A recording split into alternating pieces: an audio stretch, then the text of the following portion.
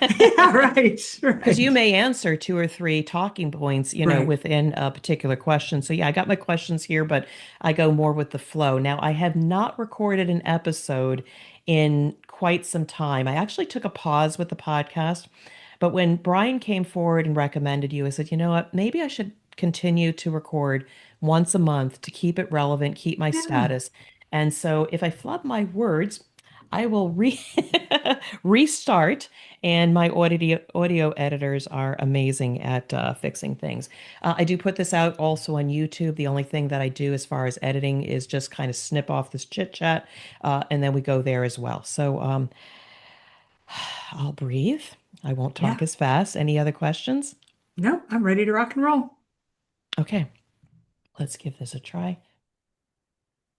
It's like riding a bicycle. That's And right. thank you for dropping in on the show. Hello, my name is Deb Coviello, the Drop-In CEO, and I want to thank you for dropping in on another amazing show where week after week I speak to the most amazing leaders who share their insights with you. And just know we have this podcast because I continually care about that C-suite leader, the leader of tomorrow, who is navigating challenges. And I just want to see you get through with confidence based on the insights we get from the show. And this week, I am honored to introduce to you Meridith Elliot Powell, who is a Hall of Fame speaker, $1 million speaker, and award winning author, and former C suite executive who knows firsthand what it takes to turn disruption into opportunity. And with more than 25 years of business leadership experience, she has built her career on helping organizations and leaders learn to thrive in uncertainty. Meredith, welcome to the show. Thank you. I'm really looking forward to this conversation. Oh, and so am I. And shout out to Brian Byros, who made the introduction, the power of the network, who introduced her to me. And I just found that her thought leadership, her experience is going to be so relevant to all my C-suite leaders out there who may be navigating with uncertainty. But Meredith, I would love to pass the mic to you, share a little bit about yourself personally and professionally. Yeah, well, you're coming to me today in my home in Asheville, North Carolina. And, my journey is I had a background in corporate, started out in sales, went into leadership, ended up in strategy. But about 2016, if everybody can remember back to 2016 when the economy was stable, things were good, we probably should have a moment of silence for 2016. But every client I was talking to was talking about uncertainty, the fact that they were having an amazing year from a business perspective, but the uncertainty was really worrying them. And I just thought, why does uncertainty always have to be a negative? And what if you ran your business from a standpoint that you expected uncertainty, you expected change, and could find a way to leverage it? So since 2016, that's what I've been doing. I've been studying organizations that made it through the Great Depression, other ones that made it through world wars. Really fascinated with why some businesses and organizations actually grow through some of our most tumultuous times when others completely disappear. And from that research, what I've done is come up with a formula and a strategy that I can guarantee the people that I work with that if you put it into place, you'll not only change how you think about uncertainty, but you'll be able to leverage it for opportunity in the marketplace.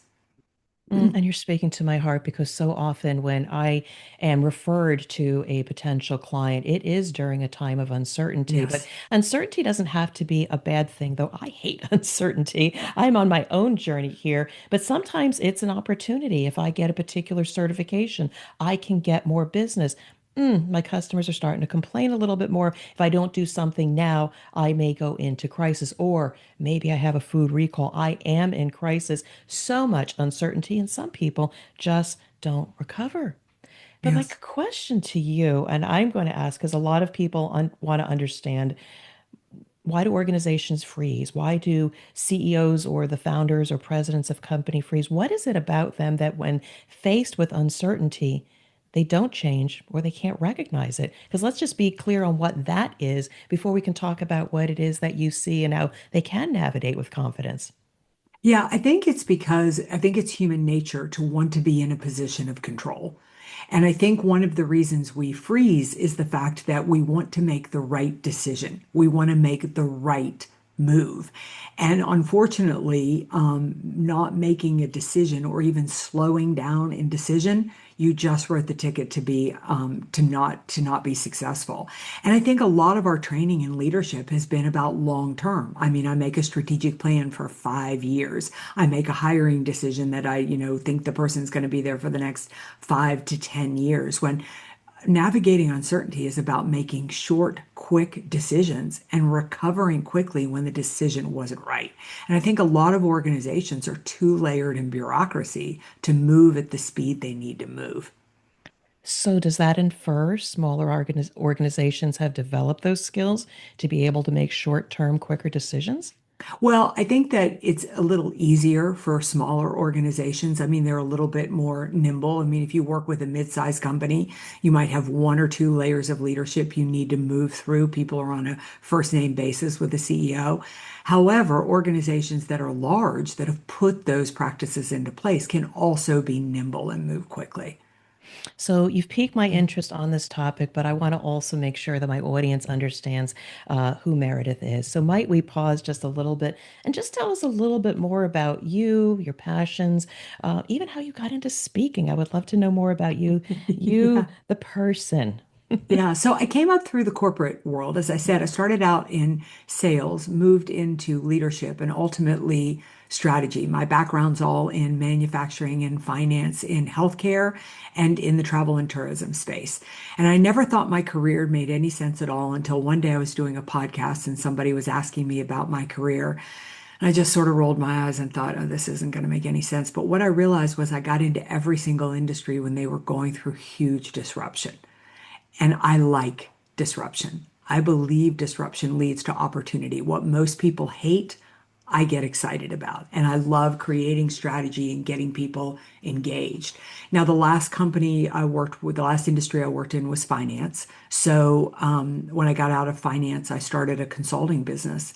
And the companies that I worked with had a lot of luck. 2008 happened. My companies that I worked with grew, they didn't crash. People said, could you come speak to our organization? Tell us what you did.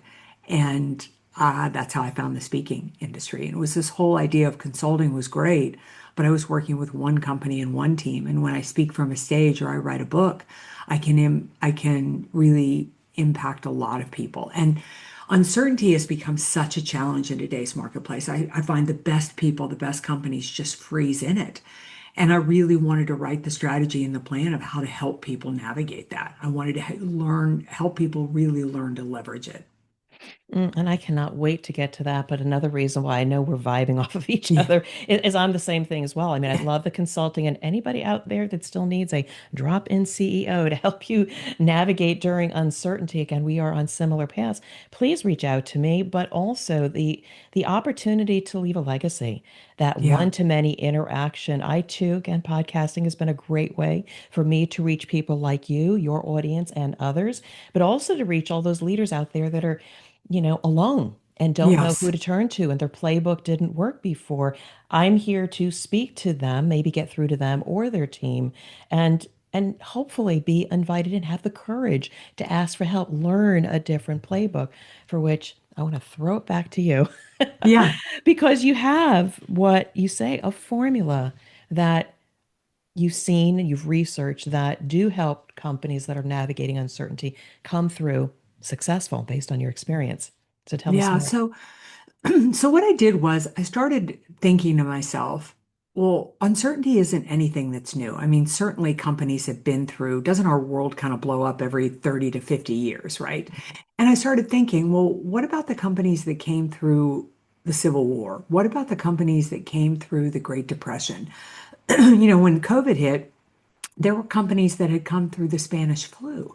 And I wanted to know why, like what had they done differently? So I researched and I studied them, and I came up with basically a three-step formula. It has a couple of different strategies inside it, but it comes down to basically three steps. And the first step is you've got to adapt your perspective. You have to really decide that uncertainty always leads to opportunity, that there is positive inside that disruption. Now, you don't need to only do that as a leader. You need to understand that your team needs a leader with a vision. I mean, more than in uncertain times, if you as a leader are not talking about the vision all the time, Your team is getting lost in the uncertainty. They're fearful. They're sitting there being less productive because they can't see on the other side of the disruption that is happening. The second piece is to focus on people. Probably the biggest mistake I see leaders make is they believe that they need to come up to they need to come up with the answers to their problems, and they don't. The path to growth and profitability is through the skill of listening, listening to your network, listening to your customers, and listening to your team. Every problem or challenge that you are struggling with, you need to take those questions to the marketplace. I'll give you a really quick example. One of the companies that we researched was Procter and Gamble. And during the Great Depression, nobody was growing during the Great Depression. Well, a core value of Procter and Gamble is to listen to their customers. They never produce a product that they don't listen to customers first. And during the Great Depression, everybody was telling them we can't afford to buy these products and services. So they came up with, do you remember Draft and Yes. detergent? Yeah. Yeah, yeah. It was created during the Great Depression, and it was created and marketed so that customers felt heard, listened to, valued, and included. And if you make customers feel heard, valued, listened to, and included, they will continue to buy from you. So that path to growth and profitability is through listening, realizing that you know the fact that maybe your sales pipeline is stalled. Maybe you can't find the right talent. Maybe you're struggling with the supply chain. Maybe you can't gain a competitive advantage. Go out and listen to the marketplace, and you will find the answer. You will find the solution.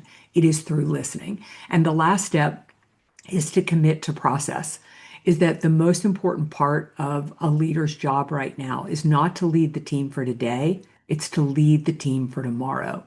And so I've got a couple of tools and strategies about getting your team in shape for change, getting them nimble, agile, and quick. I think change is like a muscle. And the more you work it, the more you think about it, the more you talk about it, the more comfortable people become with change. And the more comfortable they become with change, the more they embrace it and the more they drive it. So it comes down to adapt perspective, focus on people, and commit to process.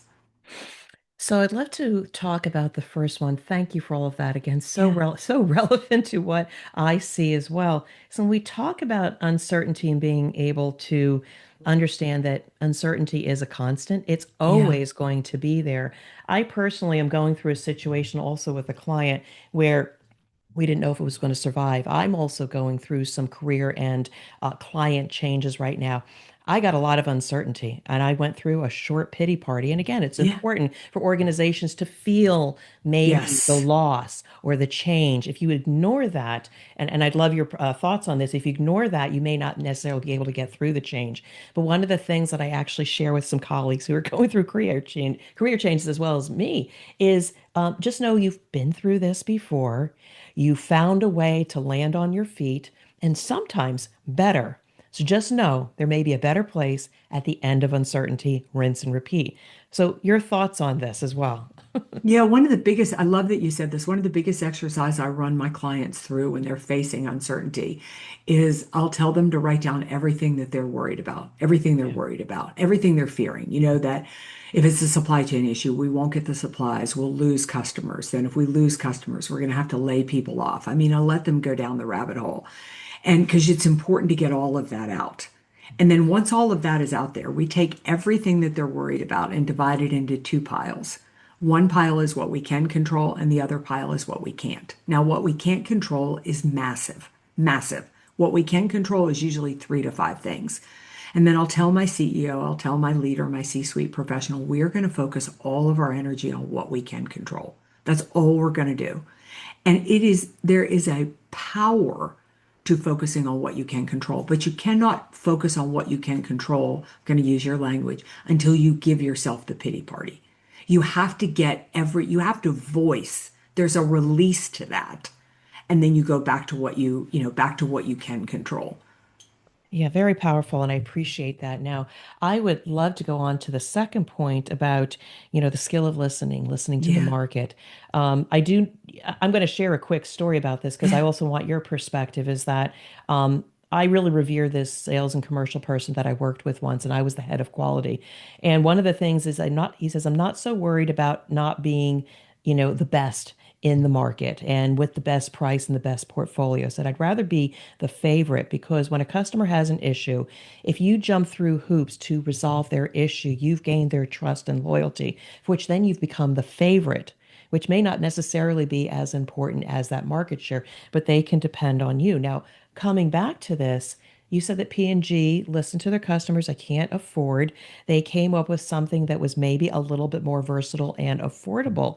How does a leader, in the face of pressure to get results and profitability when maybe the market is saying, but I need something different right now? How do you help that leader through that amid the pressure of your customers and the pressure of like the market? Yeah, so there's a lot of pressure to produce results, right? Yeah. And so first of all, one of the things that we do very differently, I think, than most other organizations is right from the start, whether the results are good right now or they're not good right now. Sales Mhm. teams need to have two jobs. And the first job is they need to sell. They need to sell products or services. The second job is they are the ear to the customer. So we don't wait for the salespeople. We don't wait for us to be in trouble for the salespeople to give us feedback. We are asking for salespeople to tell us constantly what customers are saying. And the more you direct your sales team to do that, the earlier they are going to feel the winds changing in the marketplace. They are the touchstone of the fact that, you think of it like the animal kingdom. Whenever the weather's going to shift, the animal kingdom is leaving the woods, or they're doing whatever because they feel it coming. Your salespeople are that gift, and really take their feedback because they will give you the gift of time to make the shifts and make the changes that you need to. If you do not listen to your customer and you prioritize results over listening to your customer, you will not be here in a number of years. I think Gallup released this. I'm not sure it's them, but somebody released the research that said in the next 10 years, 40 to 45% of our Fortune 500 companies will not be here. And the reason they will not be here is not because they make a bad product. It's not because they're overpriced. It's because they're not adaptable and they're not agile. I mean, think of like Blockbuster. Great short-term results, right? But the marketplace was shifting and they did not listen. Think about taxi cabs. Marketplace was moving, short-term results, all great. So I don't care how badly you need results, you have to listen to the customer because they're telling you early on the customer is shifting, the marketplace is shifting. And if you don't get out in front of it, you may get a short-term result, but you won't get a long-term one. So, what you say is music to my ears because I also, from a slightly different lens, but agree with you. One of my talking points is stop chasing results and start pursuing peace of mind. Because I have found from an internal perspective, yes, I keep the customer top of mind, but from an internal perspective, internal customers, yes, I can beat the team to get the results a particular quarter, but then the next quarter, if we don't get the results, you go on that cycle of trying to get the results and it's not sustainable. And there's a lot of damage along the way. If I, from a human perspective, can unleash one's potential in case they have any barriers in terms of confidence or their capability, etc. When I can unleash their potential, they perform. My technical leaders will Yeah. perform. And on a sustainable basis, they're going to get results quarter after quarter. But there's so much pressure to kind of tell your stakeholders, hold off. Yes, I'll give you some quick wins, but please be patient. I have to build this machine so we can have peace of mind and navigate these uncertainties and always get the results. So, really appreciate that. Any additional thoughts on that? The additional thought I want to make is that Yeah. I want people to understand that in an uncertain marketplace, you have to shift. I mean, think about the world. I read a statistic the other day that said the pace of change has increased 183% in just 4 years. We're moving 183% faster. So if you're still doing business the way you were doing business 4 years ago, you're far behind in how you need to do business. And if you want to understand how to win in the marketplace, listen to the people who are buying from you. Okay, wonderful insights. Now, I want to go on to your last point where you're talking about committing to the process. Um, it's hard. I mean, I'd love, to hear your thoughts. I know that I had a particular experience where I was the head of an organization and my we weren't performing. I received it and we weren't performing at the highest level. And I knew that one of my purpose, one of my goals, one of my visions was to ultimately help my team struggle less and be able to spend more time with family. It was very personal because I had seen so many people in my organization burn out from working 10, 12, 14-hour days. So what was it that I could do to one, be the favorite of a customer and also unleash my team's potential and help them to struggle less? That was kind of a personal vision that transcended how I was as a leader. Ultimately, following that and staying the course and still having people yelling at me because I wasn't quite getting the results yet, in 18 months, I was able to get those results and I had a better performing team. So, again, coming back to committing the process when there's so much pressure, how do you kind of keep those people away while, like you say, committing to the process and trying to lead your team and hang in there until we get to a better place? Yeah, so I think the biggest problem in an uncertain marketplace and the biggest problem in most companies is that people are busy, they are not Mm, productive. And so I always say this love this. to I think as leaders, I think number one, you have to be really clear on what matters. You're going to be told a lot what is important, but you need to know what matters. And what matters is what you're measured on. Okay? So I'll give you a great example. I told you I was in the banking industry. Mhm. And every year I got a P&L, and I was responsible for my P&L every year. And then the head of marketing would show up and tell me that they were running a campaign. Then my head of commercial banking would show up and say, we're rolling out a new loan product. I want you to sell that new loan product. And I would get in trouble all year long because I did not prioritize what was on the marketing campaign and I did not prioritize the loan product. What I prioritized and the way I steered my team was to produce the P&L.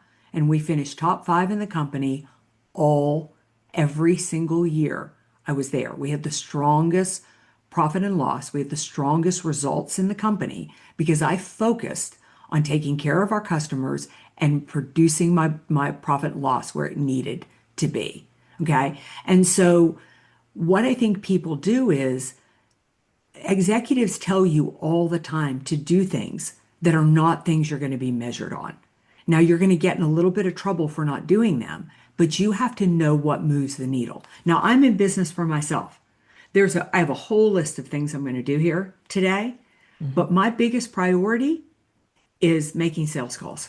That's the first thing I do every single day. And if I have any downtime during the day, I make more sales calls because if there isn't revenue coming into my company, nothing else matters. If there isn't business on the books, it doesn't matter how organized my CRM is or how well my PowerPoint slides look. It doesn't matter. So you have to understand what moves the needle. Now, we do use a tool for this, and it's a tool that I encourage my clients to use. And every quarter, I want you to look back. This is great because we're recording this right at the end of first quarter. So here's how it would work.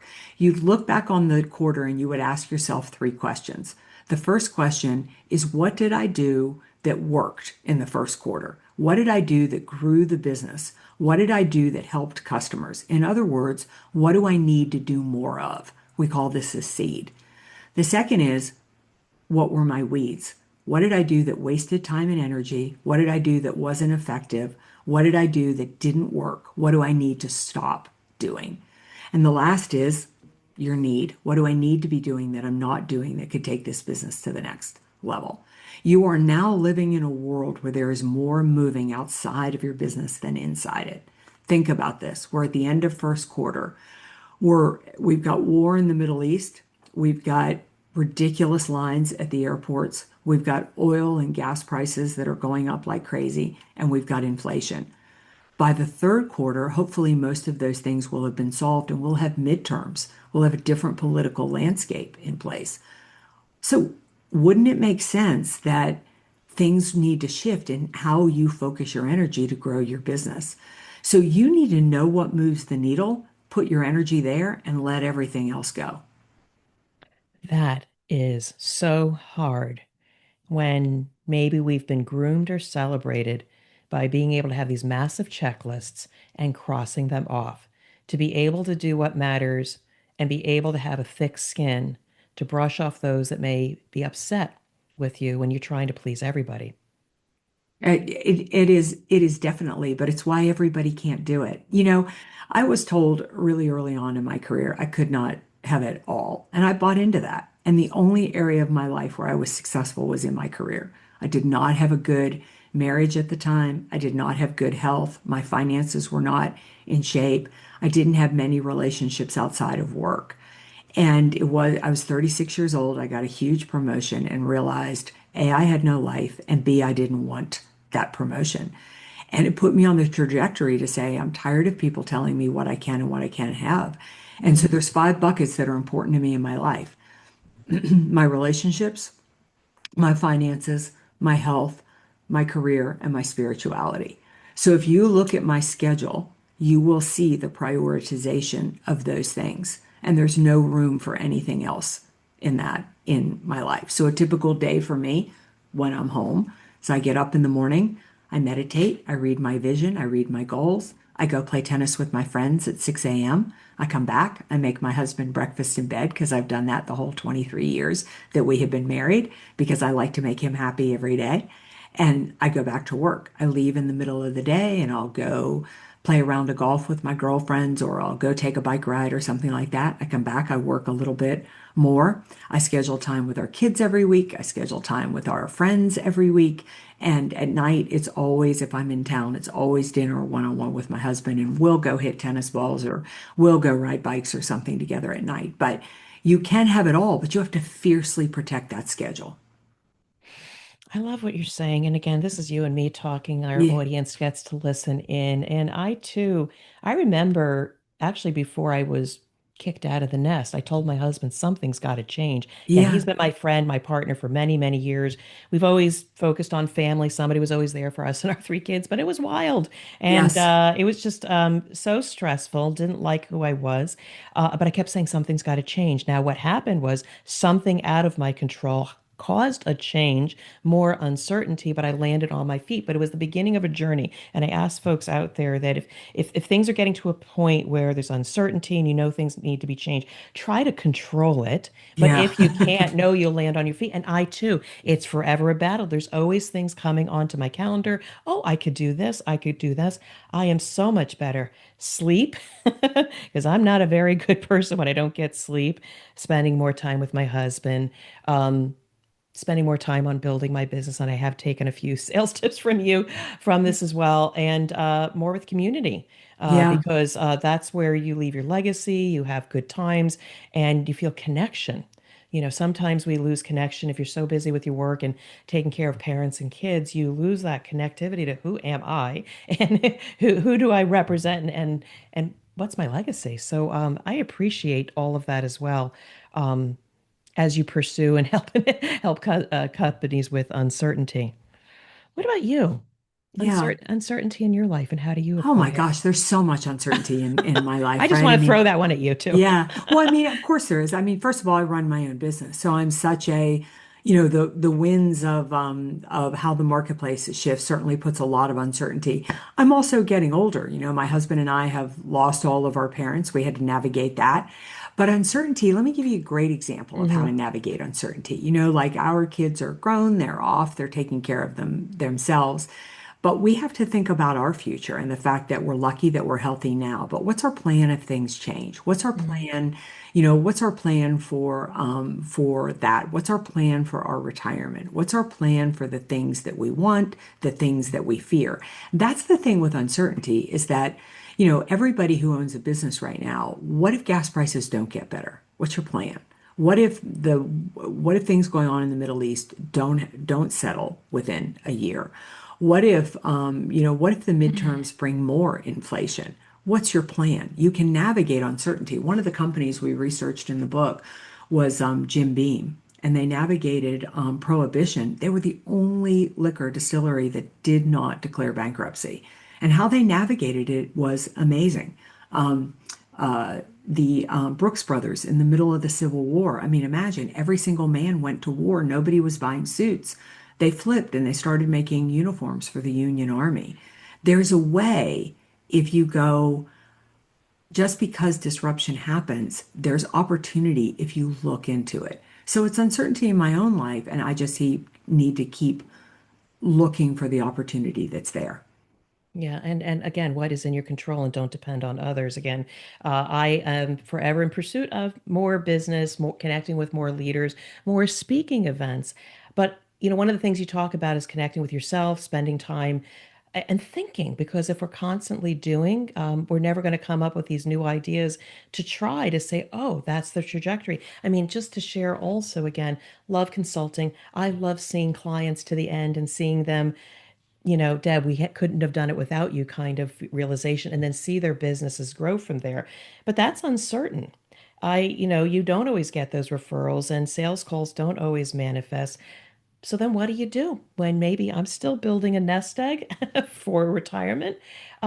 It's hard, but if you stop and think a little bit, what am I meant to do? How is my best life going to be? You never know by talking to people, listening to customers, listening to advocates. They may throw something at you and say, wow, I never thought about that.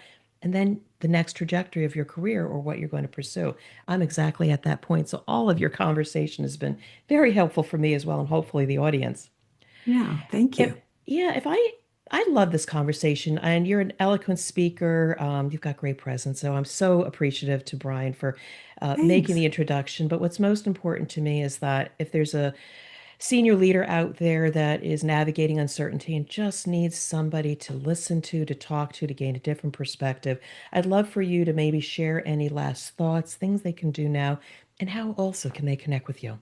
Yeah, so I'm a big believer, build your network, it will change your life. So if you reach out with me, it'll and connect with me, I will definitely connect with you. It also helps me when people reach out with questions or concerns or challenges because I'm constantly trying to listen to my customer base too and try to figure out where the pain points are in the market. But I write incessantly about how to thrive in an uncertain marketplace from a sales, leadership, and business growth perspective. So you can always find me at my website, valuespeaker.com. I'm published in a lot of different magazines, and probably the biggest social media outlet I'm on is LinkedIn. So you can find me there as well.